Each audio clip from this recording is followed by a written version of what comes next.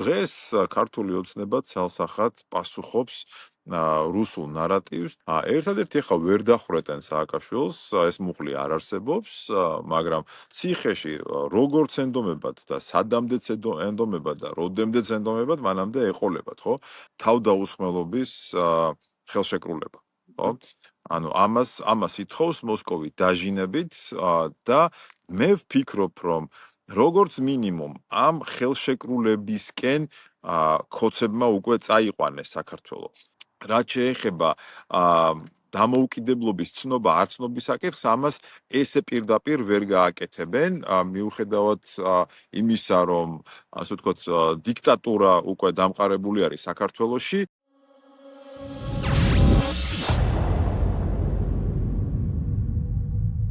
მას ვინ დაიწყო ომი, იმედი მაქვს ყველა თანხმდებით, რომ ომი დაიწყო რუსეთმა, საქართველოს ხელისუფლების ქართული ოცნების წარმომადგენლებიც ამას ამბობენ, განა არა. თუმცა მეორე მხრივ მე ვთქვი, რომ თანხმდებით მეთქი და ეს კითხვა თანხმდებით კი მაინც აქტუალურია. მიუხედავად იმისა, რომ ქართული ოცნების წარმომადგენლები ქართული ოცნებას აცხადებს ამას, სხვა განცხადებები აი რომ დაურთავს ხოლმე ის წინადადებები თითქოს ამას არ ადასტურებს, თითქოს საკუთარი თავს ეწინააღმდეგება, ამ განცხადებას ეწინააღმდეგება ქართული ოცნება. მაგალითად, როცა ამბობს, რომ 7 აგვისტოს სააკაშვილმა დაბომბა ცხინვალი, თავიდან ბოლომდე რუსული ნარატივია, ეგ რა მაგის პასუხია. ხო, არაა საჭირო იყოს სააკაშვილის მაინც და მაინც მომხრე, რომ მიხვდე, რომ ეს არის განცხადება, ეს განცხადება არის თვითმკვლელობის, სახელმწიფოს მკვლელობის მომასწავებელი ან ტოლფასი. იმიტომ რომ თუ 7 აგვისტოს სააკაშვილმა დაბომბა ღვიძარე თუ მძინარე ცხინვალი, რუსებს შესაბამისად რეაქცია მიუციათ, ხო? ეგრე გამოდის. მოკლედ, თუ თავდაპირველი, ასე უნდა ვთქვა, აგრესორი იყო საქართველოს, მაშინ რუსები ნაწილობრივ რასაკვირველია, ბოლომდე მართლები არასოდეს იქნებიან, მაგრამ ამ ხაზს რო გავყვი, ამ რუსულ ხაზს რო გავყვი, რუსები რაღაც ამბავში მართლების გამოდიან. მოკლედ ეს არის დავით კაცარავა, მოკლედ შემოგვიერთდა ჩვენ ახლა ვირტუალურ სტუდიაში და დათო მოგესალმები, მადლობთ რომ ხარ ჩემი სტუმარი ამ გადაცემაში და არწმუნებული ვარ რომ კარგი ინტერვიუ გამოგვივა. დათო, პირველი კითხვა, აი რატო შენი აზრით რატომ აკეთებენ ამას? იმიტომ რომ სააკაშვილი არევასებად ზულთ და ყველაფრის მისთვის გადაბრალება უნდათ, შეტენვა უნდათ. თუ ასე დაბრმავდნენ, თუ შეიძლება კიდევ რაღაც სხვა მიზეზია, მაგალითად რუსები კარდახობენ, რომ ესე უნდა გააკეთონ და შესაბამისად ესენიც იმეორებენ და იმეორებენ. საღამომშვიდობის ირაკლი, საღამომშვიდობის მივესალმები ჩვენს მაყურებელს და იცი რა, დავიწყებ იქედან, რომ 2018 წელს ახლა გავრცელდა ინტერნეტში ეს კობახიძის განცხადება დატრიალდა არაერთხელ, მეც გავაზიარე სხვათა შორის, სადაც ის ძალიან მკაფიოდ ყოველგვარი მოკიბვის გარეშე აფიქსირებს იმას, რომ ომი დაიწყო რუსეთმა, რომ აგრესორი რუსეთია, რომ რუსეთი ოკუპანტი, ანუ მთელი ის ჩამონათვალია, რის გამოც ჩვენ ახლა ესეთი დაპირისპირება გვაქვს ამ საკითხთან დაკავშირებით ქოცებთან. ანუ 2018 წელს კობახიძე და შესაბამისად ქართული ოცნება და სხვათა შორის ბიძინე ივანიშვილიც თავის დროზე აკეთებდა ზუსტად ამ აქცენტს და ამ ვიდეოში ეს ასე ვთქვათ სიტყვებიც კარგად და მკაფიოდ ისმის, რომ ომი დაიწყო რუსეთმა. 2018 წლის შემდეგ გასული არც ისე ბევრი წელიწადი და დღეს ჩვენ ვიღებთ იმ მოცემულობას, რომ 180 გრადუსით შეცვლილი არის რიტორიკა, შეცვლილი არის ის ვორდინგი, რომლის გამოც რუსეთი არ ვიცი, აი უდიდეს რესურსს ხარჯავდა ამ 18 წლის განმავლობაში, რომ ეს პოზიციონირება და ზოგადად ომის დაწყების თემატიკა მოსულიყო აი იმ კალაპოტში, რა კალაპოტშიც ახლა მოსული არის ქართული ოცნება. ანუ 7 აგვისტოს ქართველებმა დავიწყეთ დაბომბვა მძინარე ცხინვალის და შემდეგ იმათ, რა ქვია, გადაარჩინეს მძინარე ოსები.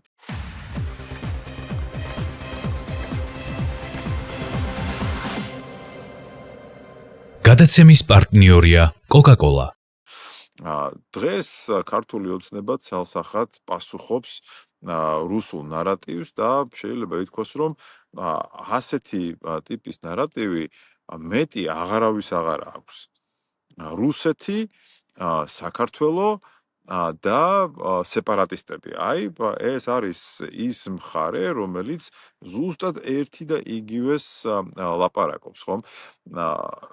მე უკვე შორს ვარ იმ აზრისგან, რომ ამათ არ ესმით რას ამბობენ.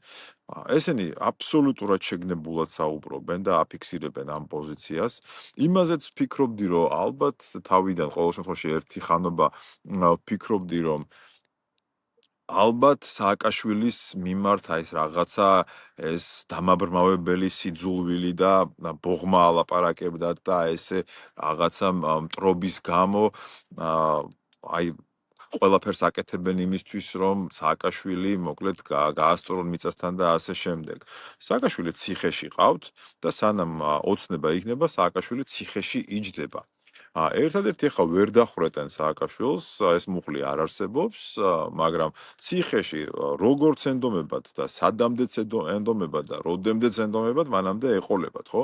ანუ ესეც მოდი გამოვრიცხოთ, რომ ახლა ეს პირადი მტრობა, ნუ ეს დაჭერილი ყავთ და ყავთ. შესაბამისად უკვე მივდივართ ლოგიკურად იმ დასკვნამდე, რომ ესენი წმინდა რუსული მესიჯებით იმართებიან და ამის ან დათო უყურებ დიახ ძალიან დაამთავრე და მეც რაღაცას ვიფიქრებ.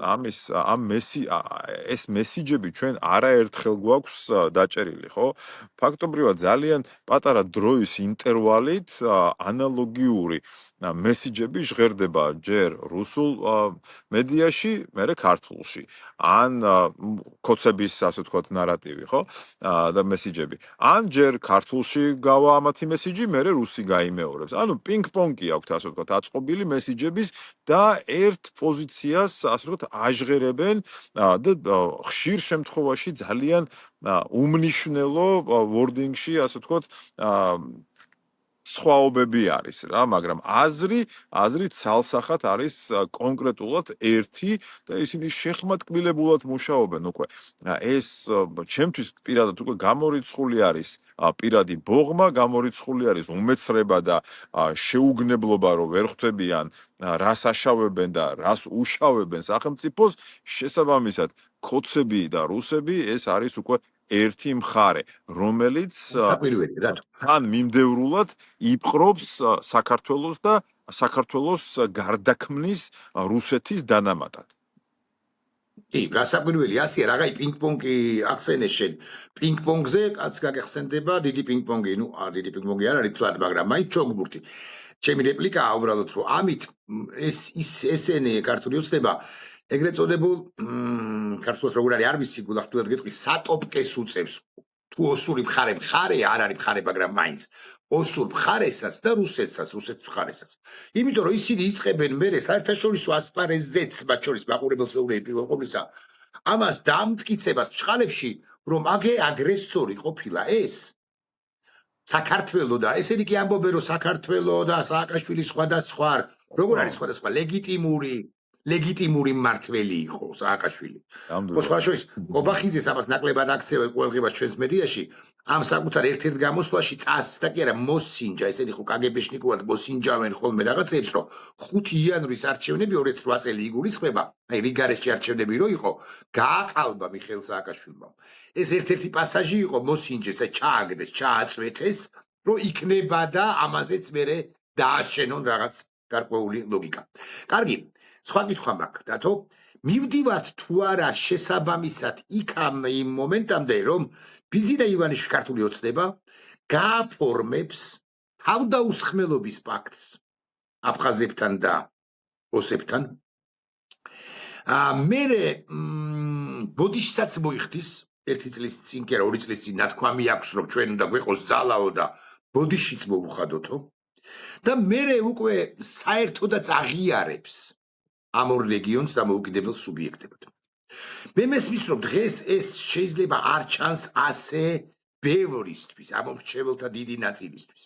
მაგრამ იცი რა არის, თუ დათო კაცარავა ამაზე არ გაამახვილებს ყურადღებას ირაკლი ტაბლიაშვილი და კიდე ბევრი ჩვენნაირი. თუ ოპოზიცია არიარსებებს, განდევნილი იქნება ქვეყნის ფარგლებს გარეთ, დაპატიმრებული იქნება მეორე ნაწილი. ოპოზიცია საზოგადოების კრიტიკულად განწყობილინა. თუ ოპოზიციური კრიტიკული მედია ხმადახშობილი ან გაუქმებული იქნება, მოკლედ თუ პროტესტი არ იქნება, ვინ იცის და ამაზეც კი წამსვლელია? იზინა ივანიშვილი და მე უკვე შეიძლება დაიწყოს კონფედერაციაზე ლაპარაკი, ან არც დაიწყოს, ხო? ამას ხომ არ ითხოვს მოსკოვი იზინასგან, ეს ლოგიკური ჯაჭვი ხომ არ არის, ხომ არ იკვეთება. მოსკოვი უკვე ძალიან დიდი ხანია ითხოვს საქართველოსგან დაწყებული სააკაშვილიდან და ამ 14 წლის განმავლობაშიც ეს საკითხი მუდამ დგას დღის წესრიგში, ეს არის თავდაუსხმელობის ხელშეკრულება, ხო? ანუ ამას ითხოვს მოსკოვი დაჟინებით და მე ვფიქრობ, რომ როგორც მინიმუმ ამ ხელშეკრულებისკენ ქოცებმა უკვე წაიყვანეს საქართველოს. რატომ? ჩვენ ძალიან კარგად გვახსოვს რა ამას არ ჭირდება გვახსოვდეს, იმიტომ რომ ფაქტობრივად ყოველდღე ამუშავებენ ნარატივს, აბა ომი გინდა, ომი არ გინდა და ასე შემდეგ. ეს მესიჯი, რომელიც მოდი შევთანხმდეთ, რომ ომი არავის არ უნდა, ხომ? ეს ცალსახა არის, მაგრამ ის ხელშეკრულება, რომელზეც საუბრობენ და ასე დაჟინებით ითხოვენ რუსები და თავდაუსხმელობის ხელშეკრულება ეს არის რეალურად ძალიან მძიმე ხელშეკრულება საქართველოსთვის, კატასტროფის ტოლფასი არის და ეს ნარატივი, ეს მესიჯ ბოქსი, რომელიც მუდმივ რეჟიმში ჟღერდება ქოცების მხრიდან, გარკვეულწილად სამზადისი არის ამ ხელშეკრულების გასაფორმებლად. ამას მარტივად თავის სუპიხრეპია ბიდლოს აჭმევენ, იმიტომ რომ იტყვიან აი მე ბაბა ჩვენ ომი სად გვინდა კაცო ჩვენ ომი არ გვინდა და მოვაწეროთ ამ ხელშეკრულებას ხელი ცუდი რა არის ამაში ჩვენ ამით დავარწმუნებთ ჩვენს ოს და აფხაზ ძმებს რომ ჩვენ მხოლოდ და მხოლოდ მშვიდობით ვაპირებთ ამ ომის ბჭყალებში მოგებას ხო ანუ მესიჯ ბოქსი აბსოლუტურად გამართული არის სამზადისი დაწყებული არის და ამ ხელშეკრულების გაფორმება მე ვფიქრობ არც ისეთი შორი მომავლის საკითხია რაც შეეხება დამოუკიდებლობის ცნობა არ ცნობის საკითხს ამას ესე პირდაპირ ვერ გააკეთებენ მიუხედავად იმისა რომ ასე ვთქვათ დიქტატურა უკვე დამყარებული არის საქართველოში მაინც ეს იმდენად მგრძნობიარე თემა არის რომ ესე დამოუკიდებლობას ესენი ვერ უღიარებენ დამოუკიდებლობას ესენი სავარაუდოდ უღიარებენ სხვანაირად და ამაზეც ჩაგდებული არის უკვე საცდელი ქვები გულისხმობ კონფედერაცია შენ ახსენე კონფედერაციის თემა და წაიყვანენ საუბარს იმაზე რომ ჩვენ აი გავიერთიანებთ მშვიდობით კონფედერაციული მოწყობით და ამასაც თავის სუპიხრეპია ბიდლოს აუცილებლად ასე ვთქვათ მიართმევენ ლანგარზე და ის მიირთმევს კიდევაც. სინამდვილეში კონფედერაციული მოწყობა ჩვენ ძალიან კარგად ვიცით და ნებისმიერისთვის ხელმისაწვდომი არის მასალები. ერთი ასე თუ ვიკიპედიაში შესვლა უნდა დაგუგლა უნდა, ეს არის სრული კატასტროფა. სინამდვილეში, მაგრამ ამაზე საუბარიც დაწყებული არის, მათი ასე თუ მხარდამჭერები იქნებიან თუ ვითომ დამოუკიდებელი ექსპერტები და კონფედერაციული მოწყობა რას ნიშნავს, ხო? ჩვენ უნდა ვაღიაროთ მათი დამოუკიდებლობა და შემდეგ შევქმნათ კონფედერაციული სახელმწიფო. ეს კონფედერაცია უბრალოდ. ამ კონფედერაციის შექმნა პრობლემა არ არის, მაგრამ ნებისმიერი კონფედერაციის, ასე ვთქვათ, წესდებაში დევს, რომ ნებისმიერ დროს კონფედერაციულ სახელმწიფოს, კონფედერაციის წევრ სახელმწიფოს შეუძლია ამ, ასე ვთქვათ, კონფედერაციიდან გასვლა და დატოვება და ის უკვე გარდაიქმნება ავტომატურად და გინდა არ გინდა შენ სოფლიოს მიართევ ერთ უკვე ყველასთვის აღიარებულ დამოუკიდებელ სახელმწიფოს და ამ კუთხით შენ სამუდამოდ დაკარგავ უკვე ამ ორივე ტერიტორიას ყოველგვარი შანსი დაიკარგება ამ ტერიტორიების დაბრუნების და მე ვფიქრობ რომ კოცები ზუსტად ამ გზას ადგანან და მაკეთკენ მიდის ეს ასე ვთქვათ რუსეთთან შეხმატკბილებული სიმღერა აბა ომი გინდა შემდეგ თავდაუსხმელობის ხელშეკრულების გაფორმება შემდეგ კონფედერაცია და უკვე კონფედერაციის გზით მოხდება ამ ორი ტერიტორიის ოკუპირებული ტერიტორიის დამოუკიდებლობის აღიარება. აბსოლუტურად გეთახმები, მაგრამ აბსოლუტურად გეთახმები და კიდევ ერთხელ მაყურებელს გავუმეოროთ, რომ კონფედერაცია ავტომატურად ნიშნავს, რომ ამ კონფედერაციის ნებისმიერ სუბიექტს კანონიერად, აი ესეც მნიშვნელოვანია, ხო, სამართლებრივად აქვს კონფედერაციის დატოვების უფლება, ხო? და მე უკვე ვეღარავინ ვეღარასოდეს მიედავება აფხაზეთსა თუ ცხინვალის, ნუ სამხრეთოსე ცხინვალის რეგიონს, ხო, რატომ არ გინდა საქართველოსთან ყოფნაო ერთ თუნდაც კონფედერაციის ფარგლებში. მაგრამ ამავდროულად პარალელური პროცესიც დაიწყო რუსეთმა. ეს არის ცხინვალის რეგიონის ანექსიაზე ჩაგდებული სიტყვები. და ბიზნეს თითქოს აშანტაჟებს, ან ეუბნება, რომ აი შენ თუ კონფედერაციისკენ არ წახვალ, მე საერთოდაც ვაღიარებ. და ბიზნა, რომელიც ისედაც ყურბოჭრილი არის რუსეთისა ყურბოჭრილი ბონა თუ ვასალი, ხო, თითქოს არ მინდა თქვა რომ გაჭედილია, მეთქე საბოლოო ჯამში ერთი მხარეა, რუსული მხარე წარმოადგენს ის. მაგრამ აი რაღაცა აი ფხლაფორთობს უარეს შორის უკეთესიც არჩევაო და კონფედერაცია არ არის უკეთესი, აქვე გეტყვით რა საკვირველია, არც აღიარება არ არის, აღიარება კი არა მიერთება უკაცრავად. აღიარებ კი არა მივიერთებ, ხო? აი ამ ამბავშიც არის თითქოს. კარგი, ამარებოთ ერთ ამას თავი. ამ ყველაფერს რა ჩაშლის დათო. და ეხლა გადავდივარ უკრაინაზე. იქნება და ჩაშლის სწორედაც რომ უკრაინაში როგორც განვითარდება მოვლენები და ბიზნესი შეიძლება ფიქრობს ამგვარ რამეს რომ როდესაც მართლა გამარჯვებას დაიწყებს, ანუ არა ვაილბერისის აფეთქებას, ეს გავიგე. არა რაღაც სტრატეგიული ობიექტების აფეთქებას, ესეც გავიგე. არამედ არ ვიცი რამდენად სწორი სიტყვაა, მაგრამ უტრირებულად, როცა კიევის, უკაცრავად მოსკოვის ცენტრში გაივლიან უკრაინელი ჯარისკაცები, აი მაშინ კი შევიცვლი პოზიციას. ეს ასე არ მოხდება პირდაპირ მნიშვნელობით წითელ მოედანზე. უკრაინის ჯარი ალბათ არ გამოჩნდება, მაგრამ როცა აღიარებს რუსეთი დამარცხებას. ხომ არ დააგვიანდება ამ შემთხვევაში, ხომ არ დააგვიანა და მით უფრო დააგვიანდება ბიზნა ივანიშვილს. თუ ეს ასე მოხდა, ახლა მაინც არ მინდა თქვა რომ ფრეა მეთქი, მაგრამ ასე რუსეთს დამარცხება საკუთარი არ უღიარებია ის კლავაც ეხა მობილიზაციას აპირებს საერთოდაც და ასე შემდეგ. მე ვფიქრობ რომ უკრაინის ომი კიდევ გაგრძელდება მინიმუმ 1 წელიწადი. გამომდინარე იქედან რომ რუსეთმა ფაქტობრივად უკვე გამოაცხადა მობილიზაცია, ყოველ შემთხვევაში არაფორმალურად ეგ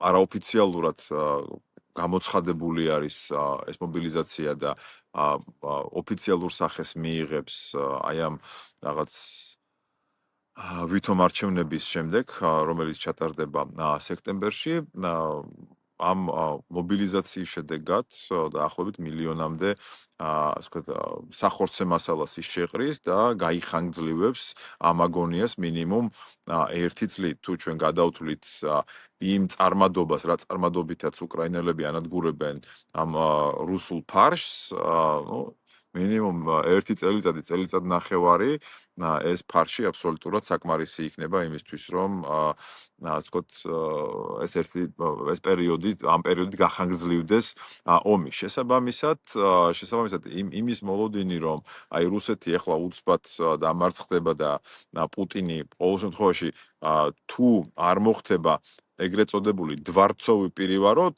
სასახლის გადატრიალება შიდა.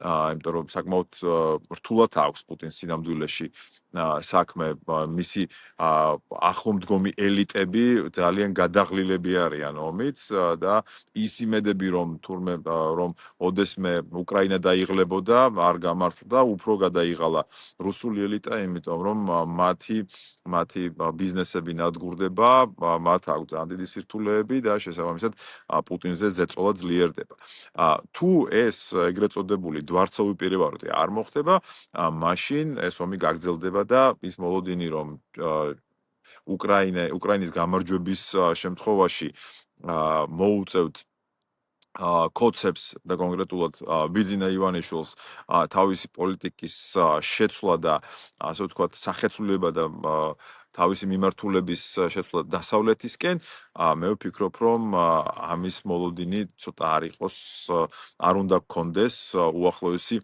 მინიმუმ 1 წლის განმავლობაში ყველაფერთან ერთად რომს დამარცხდეს რუსეთი მე ვფიქრობ რომ ის ბერკეტები რაც მას უკვე გააჩნია საქართველოში კოცებზე ზეწოლის იმ ბერკეტების გამოყენებით ის ყოველთვის შეძლებს ამ მარიონეტებით მანიპულირებას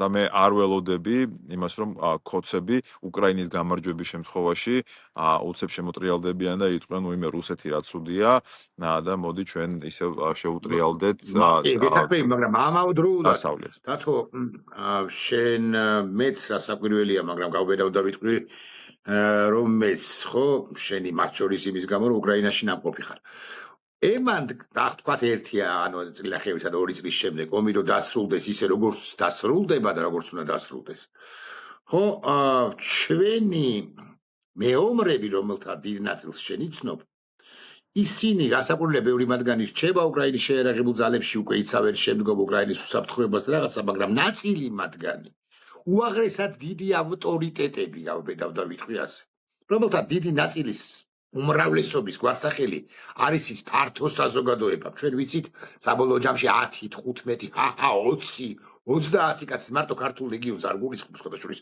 ზოგადად უკრაინაში მყოფ მეორებს ისინი ბრუნდებიან საქართველოში და მათი სამოქალაქო ამას ხაზგასმით ვამბობ ეხლა მდინარაძეებმა რომ რაღაც შარი არ მოგდონ ჩვენ ხო მათი სამოქალაქო ან მორალურ სამოქალაქო სიტყვა უზარმაზარი მნიშვნელობა ენიჭება და მიენიჭება მით უფრო და მე თანხმე ამ ლოგიკაში რასაც ვარ ვითარებ და ეს შეიძლება იყოს რა სიტყვა ტრიგერი მაგრამ ერთგვარი საფუძველი ჩვენში ახალი ტალღის დაწყებისა და კანონიერი გზით ამ ბანდა ხელისუფლების ამ ქართული ოსების ხელისუფლების დასრულებისა მოცილებისა იმიტომ რომ ჩამოვლენ გამარჯვებული ადამიანები ნაწილი და გამარჯვებული ადამიანები ითხვიან იმას როგორ უნდა იყოს სასაკუთრებულად ითხვიან ჩვენთან ერთად სწორია ლოგიკა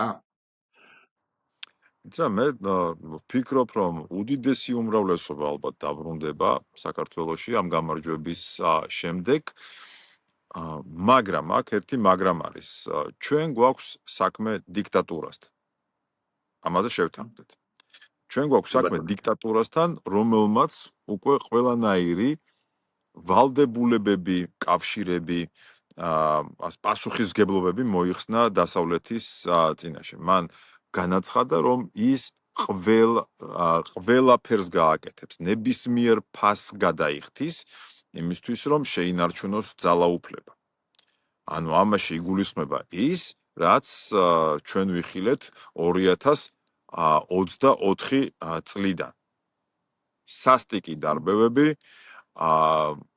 სისხლისღვრა მოდი ეს ამას დავარქვათ სისხლისღვრა იმიტომ რომ ძალიან ბევრი სისხლი დაიღვარა ამ მშვიდობიანი მომიტინგეების რომლებიც ითხოვდნენ აბსოლუტურად ლეგიტიმურ მოთხოვნებს აყენებდნენ და აბსოლუტურად ლეგიტიმურ რაღაცებს ითხოვდნენ და ითხოვენ დღესაც და ჩვენ მივიღეთ პასუხად სისხლის ღვრა ჩვენ მივიღეთ დამტრეული ძვლები სახეები დამტრეული და ასე შემდეგ და ასე ჩვენ მივიღეთ კანონების კასკადი იმ კანონების რომლებიც იბეჭდება როგორც ტიპოგრაფიაში იბეჭდება ბუკლეტები ხო და ეს არ არის დასასრული ანუ კოდსებს აქვთ უკვე მორგებული, სრულად მორგებული სისტემა თავის თავზე, ძალადობრივი სისტემა, რომელსაც ისინი გამოიყენებენ ბოლომდე. შესაბამისად და მე ამ შემთხვევაში შენს ოპტიმიზმს ვერ უერთები იმ კუთხით, რომ შესაბამისად ისევ გამოვა 100,000-ობით ადამიანი და ისევ გამოვა კანონიერად, კანონის ფარგლებში, როგორც აქამდე გამოდიოდნენ, მაგრამ მეორე მხარეს კვლავ დახვდებიან ჯალათები, რომლებიც არ მოერიდებიან არც გაზის, არც ქიმიური იარაღის, არც რეზინის ტყვიების და არც, მოდი მე გეტყვი ამას, არც ცეცხლსაცროლი იარაღის გამოყენებას არ მოერიდებიან ესენი, ვინაიდან ეს არის დიქტატურა, ამა დემოკრატიასთან აღარაფერი საერთო არ აქვს. და შესაბამისად ჩვენ მივიღებთ აი ესეთი ტიპის ძალიან მძაფრ დაპირისპირებას, რომელსაც კოცები გადაზრდიან და ყველაფერს გააკეთებენ, რომ გადაზარდონ სამოქალაქო სისხლიან დაპირისპირებაში, რომელსაც შემდგომში შეიძლება ჩვენ ვუწოდოთ სამოქალაქო ომიც. ამიტომ დიქტატურა, რომელიც უკვე ჩამოყალიბდა, რომელმაც გაიარა ჩამოყალიბების ყველა ეტაპი და გარდაქმნილი არის აი ზუსტად ასეთი ძალადობრივ სისტემად, ის არასოდეს არ დათმობს კანონიერად თავის პოზიციას. არ მეთანხმები მე ანუ ჩემს ოპტიმიზმს ნაკლებად იზიარებ, მე შენს პესიმიზმს ნაკლებად ვიზიარებ, არა აქ ახლა მას პრინციპული მნიშვნელობა, მაგრამ კითხვა მომწიფდა ამგვარი, მას რა გამოსავალია. შეხვე სამოქალაქო ომი, სხვათა შორის რაც ახსენე, არის ყველაზე რუსული თამაში, ან ერთ-ერთი ყველაზე რუსული თამაში. რა უნდა და ამას გააკეთებს, მე და შენ თუ სხვადასხვა ბანაკში ვართ, ხო? მე და შენ თუ სხვადასხვა ბანაკში ვართ, ხო, მე და შენ არ თუ ვიკამათებთ, თუ ვიჩხუბებთ, თუ დამხოცავთ ერთმანეთს, ეს უკვე რუსული თამაში იქნება, კამაც გაცდენილი, ხო, ან დაპირისპირებას თუნდაც. მას რა გამოსავალია? გამოსავალს მე ამ ეტაპზე გამომდინარე ჩიტში ვართ. მოდი თუ კიდე მიხსენე დასავლეთი. იქნება დასავლეთის სანქციები, მაგრამ არ ვიცი რამდენად სწორია ეს სანქციები ზოგადად ეს სიტყვა, ხო, ეს ვერკეტი. აი რა გამოსავალია? გარდაუვალ პატურ მდგომარეობაში ვართ? პატია? თუ არ ვიცი. მე ვფიქრობ, რომ დასავლეთის ძალიან ხისტი მხარდაჭერის გარეშე ჩვენ ამათი გადატეხვა ძალიან გაგვიჭირდება. ფაქტობრივად ჩვენ მისულები ვართ იმ ეტაპზე, როდესაც დასავლეთის და მოდი დავარქვათ ოპერაცია მადუროს გარეშე ჩვენ ძალიან დიდი სირთულეების წინაშე ვიდგებით, იმიტომ რომ ჩვენ არ ყავს თუნდაც ორბანისეული მთავრობა. ხო? ორბანი, რომელიც პრო-რუსი მმართველი იყო, მან ჩაატარა არჩევნები, მან სცადა რაღაც манипуляციები განახორციელებინა იქ საარჩევნო ყუთებთან მოსყიდვები და ასე შემდეგ, მაგრამ იმის იქეთ ის ვეღარ წავიდა, ხო? ხალხი მივიდა არჩევნებზე და მან აღიარა მარცხი და წავიდა. ესეთი მთავრობაც კი არ ყავს ჩვენ ყავს წმინდა რუსული მთავრობა. გვარები არის უბრალოდ ქართული, თორე რუსები არიან თავისი ბუნებით და შინაარსით. შესაბამისად და მათ უმაგრებს ზურგს რუსეთი. ყველაფრით უმაგრებს. შესაბამისად ის ინსტრუქტორები, FSB-ს ინსტრუქტორები, რომლებიც მართავენ პროცესებს ძალოვან უწყებებში და მე მგონი საიდუმლოც არ არის არაერთი რეპორტაჟი გასულა, როგორ იდგა რუსულ ნომრიანი მანქანები სუსის ეზოში და ასე შემდეგ, ხო? შესაბამისად რუსეთი არ დაუშვებს არც ერთ შემთხვევაში იმას, რომ კოცების, ასე ვთქვათ, ჩახსნა მოხდეს კანონიერი გზით. ისინი ამის უფლებას ამათ უბრალოდ არ მისცემენ. შესაბამისად, კიდევ ერთხელ გამეორდები, ჩემი ხედვა ასეთი მე შეიძლება ვცდებოდე, ბუნებრივია და მინდა რომ ვცდებოდე, კიდევ ერთხელ ვიტყვი ამას, ძალიან მინდა რომ ვცდებოდე, მაგრამ მე ვფიქრობ, რომ ოპერაცია მადუროს გარეშე ჩვენ ძალიან გაგვიჭირდება ქუცების მოხდა. შესაბამისად კითხვა. მადლობა პასუხისთვის. უყურე ამაში ან გეთანხმები ან არ გეთანხმები, ამას არ აქვს ხა პრინციპული მნიშვნელობა. პრინციპული მნიშვნელობა აქვს ამგვარი კითხვის დასმას.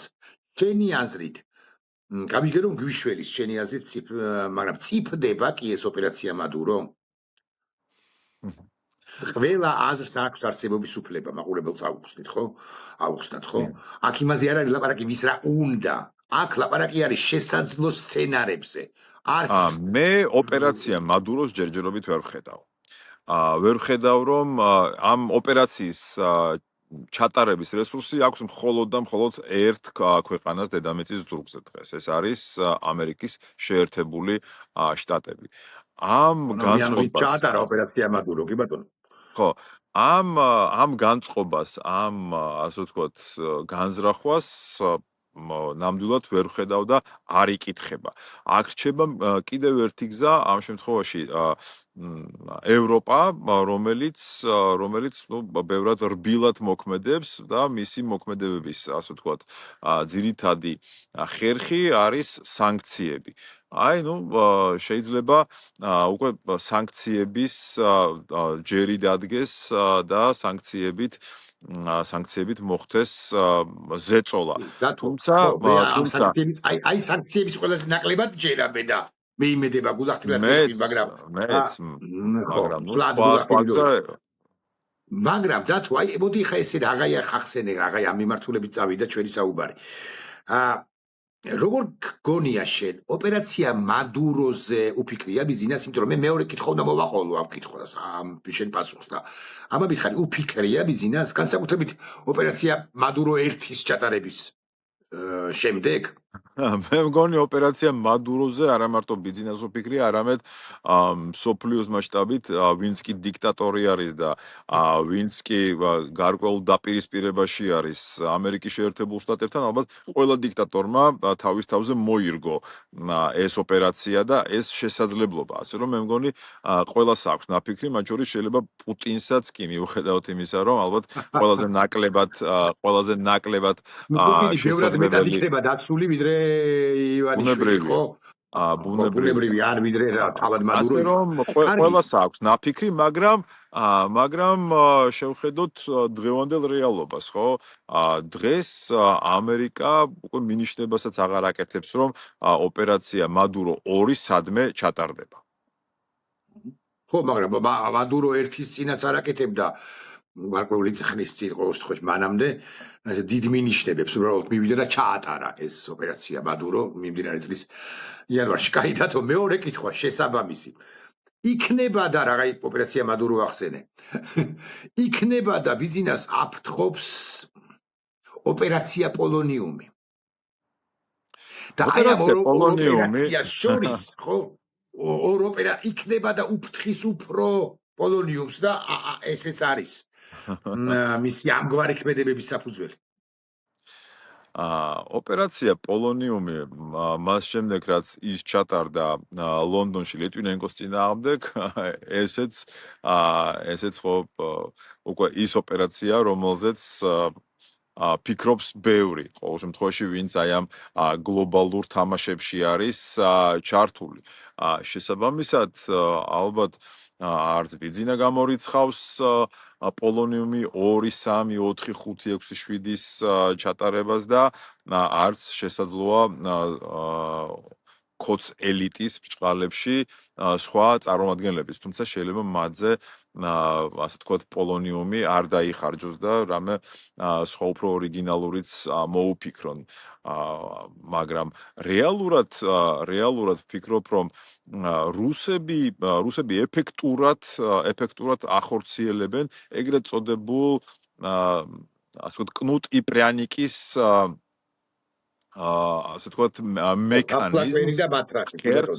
ხო, თაფლაკვერი და მათრახი, ანუ აძლევენ საშუალებას, რომ დიდი ფული იშოვნონ და ესენი ამას მოურიდებლად აკეთებენ, ეხმარებიან რა რუსებს სანქციების გვერდის ავლაში, შეულობენ ძალიან დიდ ფულს და ის მათი ნარატივი რომ აი ჩვენი ეკონომიკა დუხს, ის დუხს, მაგრამ მხოლოდ და მხოლოდ მათთვის დუხს და არა მოსახლეობისთვის არაფერი სიკეთე არ ხდება ამ კუთხით, მხოლოდ და მხოლოდ ფინანსური პრობლემები და ცხოვრების დონის გაუარესება და მეორე მხრივ ეს მათრახი, რომელიც მუდამ-მუდევთ ეს გნებავს აი ამ პოლონიუმის შიშით, ან გნებავს თუნდაც იმ 60-მდე ბაზის არსებობით, რომელიც განლაგებული არის ოკუპირებულ აფხაზეთსა და სამაჩაბლოში, რომ აი ნახე, როცა მომინდება დავქოქავ და შემოვალ. აი ეს და აბა ომი გინდა რიტორიკაც ბუნებრივია ამაზე არის მიბმული, ეს message box-იც შემუშავებული არის ზუსტად აი ამ დაშინების მექანიზმიდან გამომდინარე.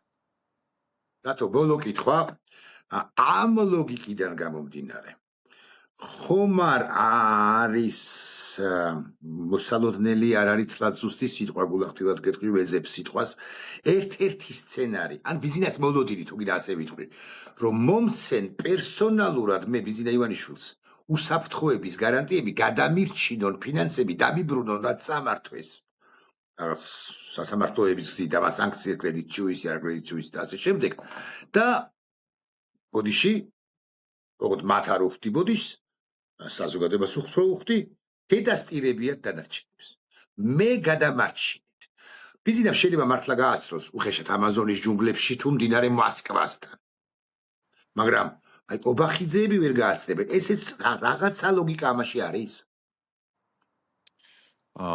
და მე კონტრშეკითხვას დაგისვამ. შენ ფიქრობ, რომ დაუშვათ ბიძინა რომ წავიდეს. მიიღო გარანტიები და წავიდა. და შენ ფიქრობ, რომ ესენი ჩამოიშლებიან და ესენი დათმობენ ძალაუფლებას? მე არ ფიქრობ. ნუ ძნელად, მაგრამ დათმობენ. ბიძინა მაინც დიდი ზურგია მათთვის.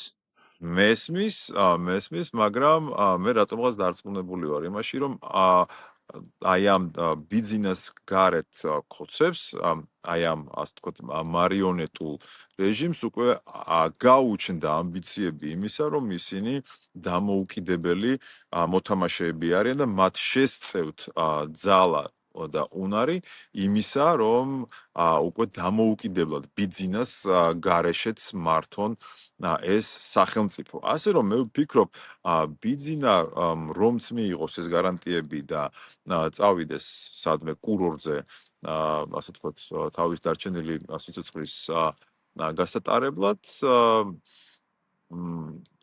მე ვფიქრობ, რომ ესენი არ დათმობენ და ესენი გააგრძელებენ იმ თამაშის თამაშს, რასაც ჩვენ ახლა ვადევნებთ თვალყურს და პატრონი რუსეთიდან მათ ძალიან მალე გამოუჩნდებათ. ვიღაცა ჩაანაცვლებს ბიზნესს. შესაბამისად, რაღაც უფრო გლობალური ხერხები აქვს მოსაფიქრებელი დასავლეთს, რომელმაც გაცილებით მეტი ყურადღება და რესურსი უნდა დახარჯოს იმისთვის, რომ აი ეს რუსული რეჟიმი როგორმე მოშორდეს, იმიტომ რომ ესენი თავისით წასვლას არ აპირებენ და ესენი კიდევ მინიმუმ 1 ზემოდან 14 წლით გაიხანგრძლივებენ ძალაუფლებაში ყოფნას, ასე რომ სიტუაცია სინამდვილეში ძალიან კრიტიკულია და ასე ვთქვათ, ოპტიმიზმის საფუძველს ჯერჯერობით არ იძლევა. თუმცა ყოველთვის რჩება იმის შანსი, რომ თუ იბრძვი, საბოლოო ჯამში იმარჯვებ. ამით კაცარავა იყო ჩემი სტუმარი, რატო ძალიან დიდი მადლობა, გვერდებოდა ის ვირტუალურ სტუდიაში, ძალიან საინტერესო და სხვა რაკურსებით საუბარი გამოგვივიდა, სანაფიქრის სხვაგვარი იყო ჩემი თითქოს, მაგრამ დათომ ძალიან კარგი ალაპოტი მისცა ამ ჩვენს დიალოგს. მადლობა დათო, გამარჯვებას გისურვებ. მადლობა შენ. გამარჯვება ჩვენ კიდევ შევხვდებით ერთმანეთს კიდევ რასაკვირველია. ნახვამდის.